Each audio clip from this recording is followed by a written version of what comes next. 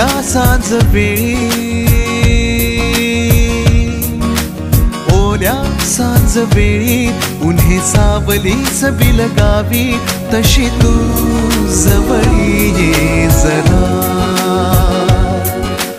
कोऱ्या कागदाची कविता जशी व्हावी, तशी तू हलके बोलना.